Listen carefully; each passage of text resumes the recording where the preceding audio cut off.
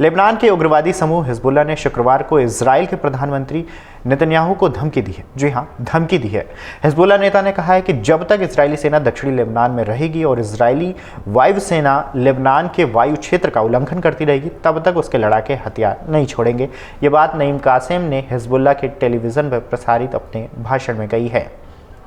खबरों की माने तो नईम कासिम ने अपने समर्थकों को संबोधित करते हुए कहा कि हिजबुल्लाह ने अमेरिका की मध्यस्थता से हुए युद्ध विराम के नियमों का पालन किया है, जिससे इजराइल और हिजबुल्लाह के बीच 14 महीने से चल रही लड़ाई रुकी हुई है। बता दें कि कासिम ने पिछले साल हिजबुल्लाह नेता हसन नसरल्लाह, उनके उत्तराधिकारी हाशिम सफुद्दीन और अन्य के मारे जाने के बाद हिजबुल्लाह की कमान संभाली थी।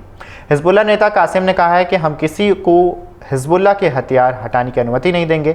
इन हथियारों ने हमें जीवन और आज़ादी दी है। कासिम ने आगे कहा है कि जब तक इजरायली ड्रोन हमले करते रहेंगे और दक्षिणी लेबनान में मौजूद रहेंगे, तब तक राष्ट्रीय सुरक्षा को लेकर कोई बातचीत नहीं हो सकती। उन्होंने कहा है कि यदि बातचीत नहीं, आत्मसमर्पण होगा।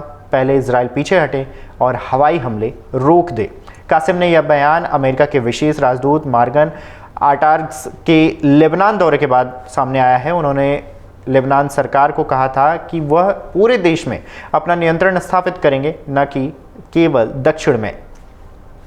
हालांकि पिछले साल नवंबर में युद्ध विराम लागू होने के बाद भी लेबनान में इजरायली हवाई हमले जारी रहे हैं। इन हमलों में लेबनानी नागरिकों और हिजबुल्लाह सदस्यों सहित कई लोगों के मारे जाने की खबर सामने आई है। इजराइल का कहना है कि वह दक्षिणी लेबनान में हिजबुल्लाह के ठिकानों को निशाना बना रहा है। संयुक्त राष्ट्र उच्चायुक्त कार्यालय के मुताबिक युद्ध विराम लागू होने के बाद से इजरायली हमलों में अब तक 70 से ज़्यादा लोग मारे गए हैं, जिसमें 14 महिलाएं और कुछ बच्चे भी शामिल हैं।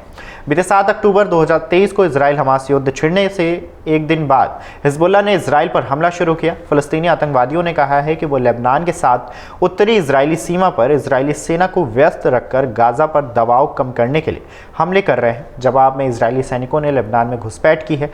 विश्व बैंक के मुताबिक हिजबुल्लाह इजराइल युद्ध के 14 महीने में लेबनान में 4000 से अधिक लोग मारे गए हैं। बता दें कि बीते 27 नवंबर 2024 को अमेरिका और फ्रांस द्वारा मध्यस्थता किए जाने के एक सीज़फायर समझौते ने हिजबुल्लाह और इजराइल के बीच प्रभावी होकर गाज़ा पट्टी में युद्ध के कारण शुरू हुए 1 साल से अधिक के संघर्ष को समाप्त कर दिया। इस बीच एक बार फिर इजराइल ने हिजबुल्लाह के ठिकानों को निशाना बनाया है। इससे पहले लेबनान और इजराइल के बीच सीज़फायर जारी है। इस दौरान आईडीएफ ने कई बार हिजबुल्लाह के ठिकानों पर एयर स्ट्राइकें की हैं। इस बीच नेतन्याहू की फौज ने फिर दक्षिणी लेबनान पर हवाई हमले किए। इस ड्रोन हमले में हिजबुल्लाह कमांडर मारा गया। सेना ने बयान जारी कर इस खबर की तस्दीकी की है।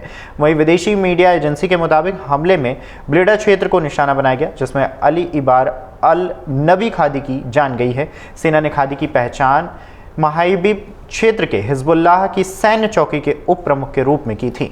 इस बीच एक अज्ञात लेबनानी सुरक्षा जराये ने एक मीडिया चैनल को बताया है कि दक्षिणी लेबनान में गुरुवार को इजरायली ड्रोन हमले में एक व्यक्ति की मौत हो गई है। हमले में मारे गए शख्स की पहचान हिजबुल्लाह सदस्य के अली अब्देल नबी हिजाजी के रूप में की गई है। बिल्डा गांव के रहने वाला था और फिलहाल इस पर अभी भी मामला आगे बढ़ा है। लेबनान के उग्रवादी समूह हिजबुल्लाह ने शुक्रवार को इजराइल के प्रधानमंत्री नेतन्याहू को धमकी दी है। जी हां, धमकी दी है।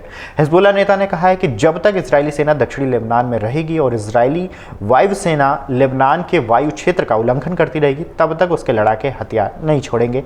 ये बात नईम कासिम ने हिजबुल्लाह के टेलीविजन पर प्रसारित अपने भाषण में कही है। अगर आप ये वीडियो YouTube पर देख रहे हैं तो हमारे चैनल को सब्सक्राइब कर बेल आइकन दबाएं और Facebook पर देख रहे हैं तो हमारे पेज को लाइक करें। 8 मिलियन प्लस सब्सक्राइबर, आपके इस भरोसे के लिए बहुत धन्यवाद।